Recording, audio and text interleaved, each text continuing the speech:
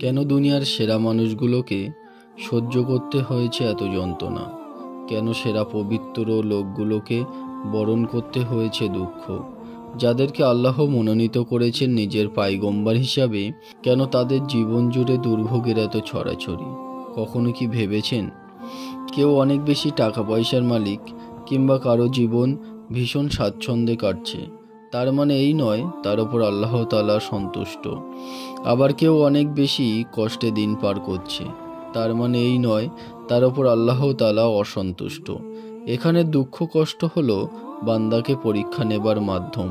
কোরআনে আল্লাহ পাক বলেন, মানুষ কি মনে করেছে যে আমরা ঈমান এনেছি এ কথা বললেই তাদেরকে পরীক্ষা না করে ছেড়ে দেওয়া হবে?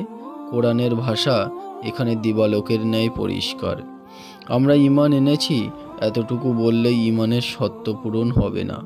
ঈমানের শর্ত পূরণের তাগিদে আল্লাহ তার বান্দার পরীক্ষা নেবেন, এবং এই পরীক্ষা নেবার পদ্ধতিটা কোরআনে আল্লাহ পাক সুস্পষ্টভাবে বলে দিয়েছেন। নিশ্চয়ই আমি তোমাদের পরীক্ষা করব ভয়, ক্ষুধা, ধনসম্পদ, জীবন ও ফসলের ক্ষয়ক্ষতির মাধ্যমে।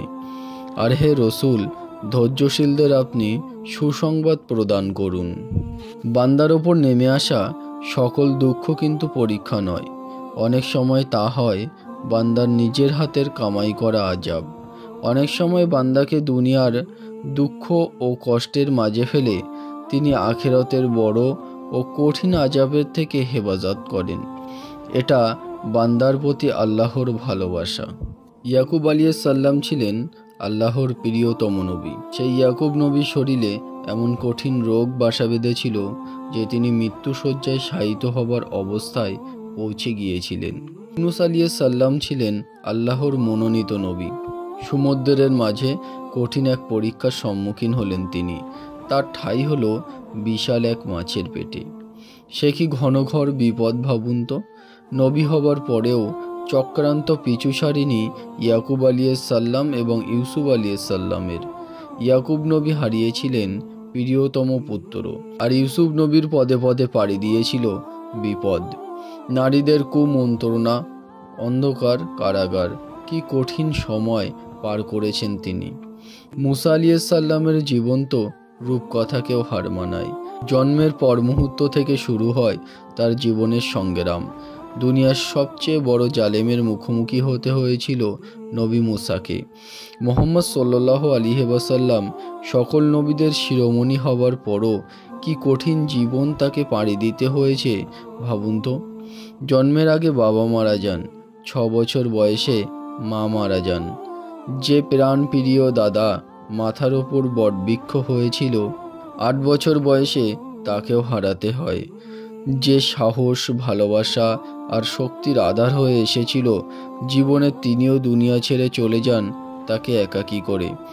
নিজের কওমের অত্যাচার আর নির্যাতন তো ছিলই, এমনকি তাকে হত্যা করতে চেয়েছিল জালেমেরা।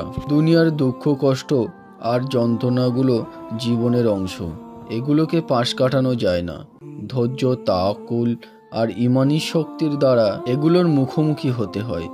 এখানে একজনের জীবনের দুঃখ কষ্ট এক এক রকম। দুঃখ আর যন্ত্রণার ধারণাগুলো যেমনই হোক না কেন, আমাদের বিশ্বাস করতে হবে একমাত্র কেবলমাত্র আল্লাহই পারেন আমাদের সমস্ত কষ্টের হাত থেকে মুক্তি দিতে। দুনিয়াতে মানুষ সৃষ্টির কথা প্রথম যখন ফেরেশতাদের জানালেন আল্লাহ, ফেরেশতারা বললেন, আপনি কি এমন কাউকে সৃষ্টি করতে চান যারা দুনিয়াতে হাঙ্গামা বাঁধাবে আর রক্তপাত ঘটাবে? ফেরেশতারা এমন কৌতূহলের বিপরীতে আল্লাহ সুবহানাহু ওয়া তাআলা শুধুমাত্র একটা কথাই বলেছিলেন, আমি যা জানি তোমরা তা জানো না। আল্লাহ পাক কোরআনে বলেছেন, তিনি মৃত্যু আর জীবন সৃষ্টি করেছেন তোমাদের পরীক্ষা করার জন্য। আমলের দিক থেকে কে তোমাদের মধ্যে উত্তম? খাওয়া দাওয়া, ঘুম এবং বাচ্চা উৎপাদনই যদি জীবনের উদ্দেশ্য হতো, তাহলে আল্লাহ তাআলার দরকার ছিল না আলাদাভাবে মানুষ সৃষ্টি করার। গরু, ছাগল, হাঁস, মুরগি, ভেড়া, শিয়াল ইত্যাদির সাথে মানুষেরও কোনো পার্থক্য থাকতো না। মানুষকে সম্পূর্ণ আলাদা বিশেষ উদ্দেশ্যের সামনে রেখে আল্লাহ তাআলা সৃষ্টি করেছেন। নিশ্চয়ই আমি জিন ও মানুষকে শুধুমাত্র আমার ইবাদতের জন্যই সৃষ্টি করেছি। আধুনিক সভ্যতার সাথে গা ভাসিয়ে আমরা জীবনটাকে নিছক গরু ছাগল আর হাঁস মুরগির জীবনের চাইতে বেশি কিছু ভাবতে নারাজ।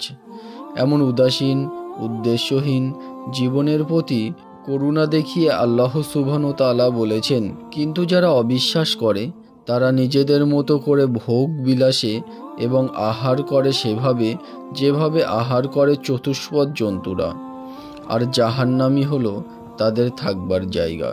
আর বহু সংখ্যক জিন মানুষকে আমি জাহান্নামের জন্যই সৃষ্টি করেছি। তাদের হৃদয় আছে কিন্তু তারা উপলব্ধি করে না, তাদের চোখ আছে কিন্তু তারা দেখে না, তাদের কান আছে কিন্তু শোনে না।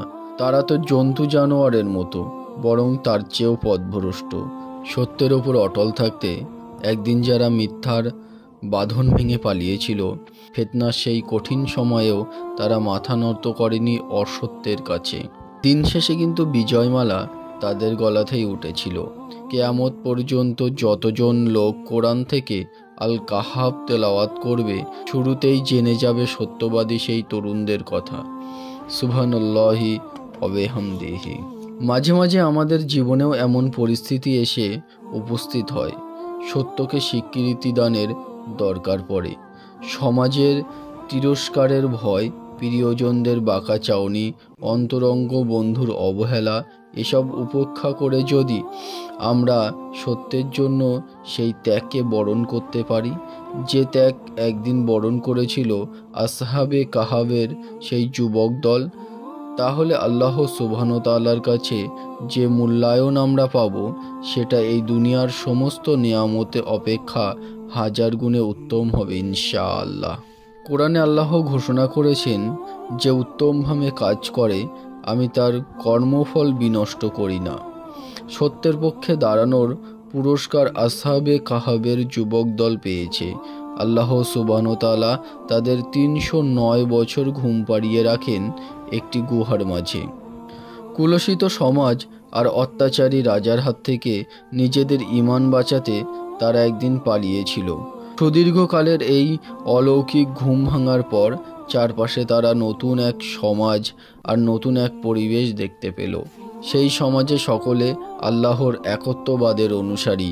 সেখানে অত্যাচার নির্যাতন নেই ঈমান হরণ করতে আসা জালিম কোনো রাজা। আমাদের জীবনে এক মহাসত্যের নাম ইসলাম, আল্লাহর মনোনীত দিন।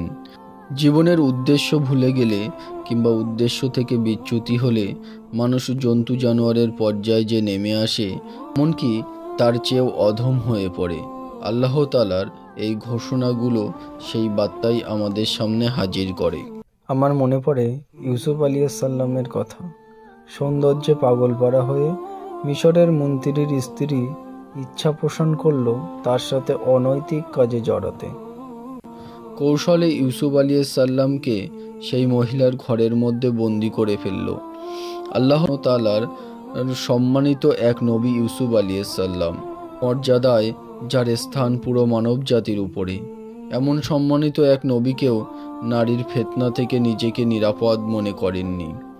যখন মন্ত্রীর স্ত্রী ছল চাতুরি করে তার অনৈতিক কাজে জড়াতে আহ্বান করল, সেই অবস্থায় বর্ণনা আল্লাহ সুবহানাহু ওয়া তাআলা এভাবে দিয়েছেন, আর সে মহিলা তার প্রতি আসক্ত হয়েছিল এবং তিনিও আসক্ত হয়ে পড়তেন, যদি না তিনি দেখতে পেতেন তার রবের নির্দেশনা।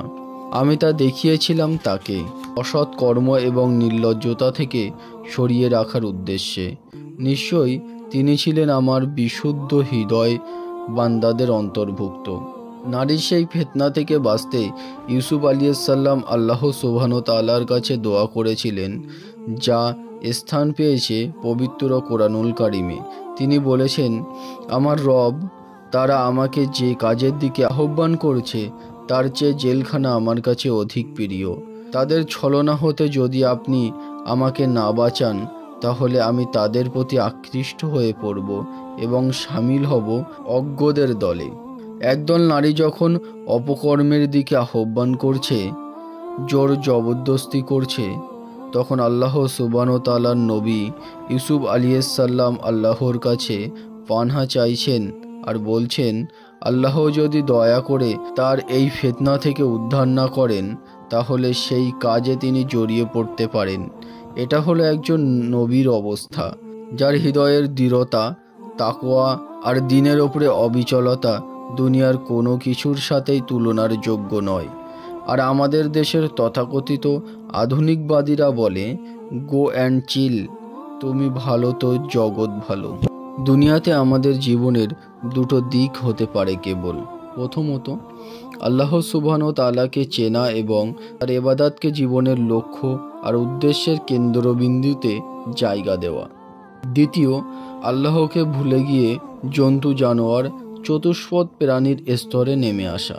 খাওয়া দাওয়া, ঘুম আর বাচ্চা উৎপাদন ব্যতীত যাদের জীবনের আর কোনো মানে নেই। চতুষ্পদ জন্তু জানোয়ারেরাও জীবনের আলাদা একটা লক্ষ্য আছে। তারা প্রকৃতির ভারসাম্য বজায় রাখার কাজে ভূমিকা রাখে এবং মানুষ নানা কাজে তাদের ব্যবহার করে। কিন্তু উদ্দেশ্যহীন মানুষ কারো কোনো ধরনের কাজে আসে না। চতুষ্পদ জন্তু জানোয়ারের যে কাজ, সেই কাজ তারা দিব্যি করে যায়, খায়, দায়, ঘুমায়। কিন্তু মানুষের কাজ হলো আল্লাহ তাআলা চেনা এবং তার দেওয়া বিধান অনুসারে জীবন পরিচালনা করা। সে যখন আল্লাহর বিরোধিতা করে এবং বিধান অমান্য করে তখনই সে আল্লাহর ক্রোধের শিকার হয়, যার নিশ্চিত গন্তব্য হয়ে পড়ে জাহান্নাম। যদি জিজ্ঞাসা করি শেষ কবে আফসোস করেছেন, আমাদের এক একজনের এক এক রকম উত্তর হবে। অসুস্থ ব্যক্তি সুস্থ থাকাকালীন যিনি নিজের জীবনকে গুছিয়ে নিতে পারেননি, তিনি মলিন চেহারা আর রোগা শরীর নিয়ে আফসোস করবেন। যে পরীক্ষার আগে সময়গুলো ভারী অযত্নে অবহেলায় কাটিয়েছে, তারা পরীক্ষার ভালো ফল না করতে পেরে আফসোস করবেন। জীবন বড় সংক্ষিপ্ত এক সফরের নাম। এই সফর প্রতিটা মুহূর্তে, প্রতিটা পর্যায়ে অত্যন্ত গুরুত্বপূর্ণ। এর কোনো একটা অংশে যদি অবহেলা পায়, সেই অংশের জন্য সারাটা জীবন আফসোস করে বেড়াতে হয়। চলুন ইবনু আব্বাস রাদিয়াল্লাহু আনহুমা বর্ণিত হাদিসটা শুনে আসি। রাসূলুল্লাহ সাল্লাল্লাহু আলাইহি ওয়াসাল্লাম বলেছেন, 5 অবস্থায় উপনীত হবার পূর্বে 5 অবস্থাকে গুরুত্ব দাও। তোমার বার্ধক্যের আগে তরুণ জীবনকে গুরুত্ব দাও, অসুস্থতার আগে সুস্থতাকে, দরিদ্রের পূর্বে সচ্ছলতাকে, ব্যস্ততার পূর্বে অবসরকে এবং মৃত্যুর পূর্বে জীবনকে গুরুত্ব দিতে বলেছেন।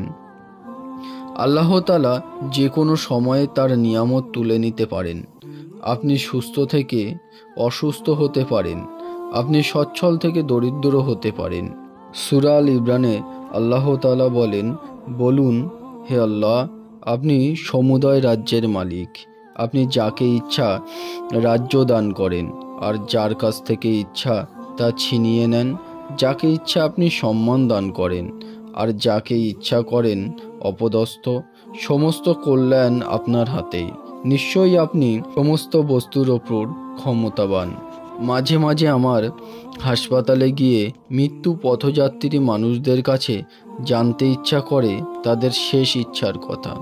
যদিও ব্যাপারটা একান্ত মনের খেয়াল, তবু ভাবি যদি জানা যেত জীবন সন্ধ্যায় বসে তাদের উপলব্ধির কথা, জীবনের একেবারে শেষ বিন্দুতে বসে কিভাবে তারা মূল্যায়ন করছে রেখে আসা মুহূর্তগুলোকে। আমার ধারণা, কেউ যখন বুঝতে পারবে সে দাঁড়িয়ে আছে জীবন আর মৃত্যুর সন্ধিক্ষণে, ঠিক সেই মুহূর্তেই একজন মানুষ আসলে আরেকবার ফিরে পেতে চাইবে তার জীবন, অন্তত কিছু সময়ের জন্য হলেও। যারা বুঝতে পারে আখিরাতের যথেষ্ট সম্বল তার জোগাড় হয়নি, অবহেলার উদাসীনতায় পার হয়েছে সমস্ত জীবন, আল্লাহর কাছে তারা আকুতি জানাবে আর একবার ফিরে আসবার, মৃত্যুকে আর একটু বিলম্বিত করার। মানুষ যে এমন ইচ্ছা পোষণ করবে সেটা কোরআনেও উল্লেখ আছে। আল্লাহ সুবহানাহু ওয়া তাআলা বলেন, যখন তাদের কারোর কাছে মৃত্যু এসে হাজির হয় তখন সে বলে, হে আমার প্রতিপালক, আমাকে আবার ফেরত পাঠিয়ে দিন যাতে আমি সৎ কাজ করতে পারি যা আমি করিনি। হায়াতের যে দিন একবার ফুরিয়ে যায় তা একেবারেই ফুরিয়ে যায়। আগামীকালের জন্য মানুষের আশা নিয়ে অপেক্ষা করতে পারে, গতকালে ফেরত যাওয়া তো একেবারেই অসম্ভব।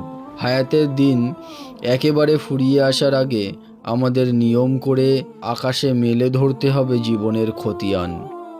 সেখানে যা কিছু ভুল, যা কিছু অনিয়ম আর বিশৃঙ্খল তা ঠিক করে নিতে হবে।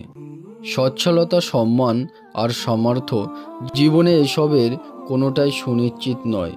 এই পরম সত্যটা যারা উপলব্ধি করতে পারে তারা অহংকারের চোলাবালিতে ডুবে যায় না, তাদের পা থাকে সর্বদা মাটিতে। আজকের ফকির যে আগামীকালের রাজা হবে না, আজকের রাজা যে আগামীকালের ফকির হয়ে যাবে না, আজকের সম্মানিত ব্যক্তি যে আগামীকালের দুর্নামের উৎসে পরিণত হবে না, আর আজকের অসম্মানিত কোনো লোক যে আগামীকালের সম্মানের সিংহাসনে আহরণ করবে না, এসবের নিশ্চয়তা দুনিয়ার কেউ দিতে পারে না, আল্লাহ তাআলা ব্যতীত। সূরা তাকাসুরের একেবারের শেষ আয়াতে আল্লাহ সুবহানাহু ওয়া তাআলা বলেছেন, তারপর তোমাদেরকে অবশ্যই নিয়ামত সম্পর্কে সেদিন জিজ্ঞাসা করা হবে। সম্পদ আর অর্থবিত্ত জীবনকে যেমন সহজ করে দেয়, ঠিক এভাবেই কঠিন করে দেয় আখিরাতের হিসাবকেও। নবীজি সাল্লাল্লাহু আলাইহি ওয়াসাল্লামের সেই হাদিসটার কথা মনে পড়ে যায়, যেখানে তিনি বলেছেন, ধনীদের তুলনায় গরিবরা 50-100 বছর আগে জান্নাতে প্রবেশ করবে।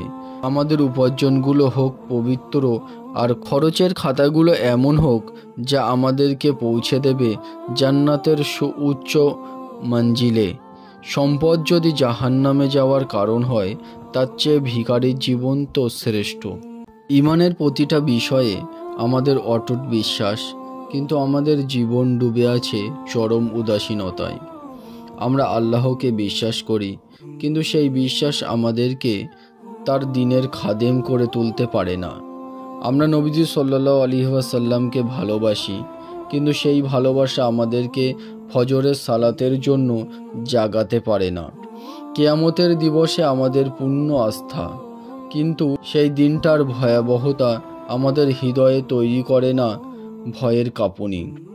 আমরা সব জানি এবং বুঝি, কিন্তু পালন করার ব্যাপারে আমাদের কোথাও যেন রাজ্যের অনীহা।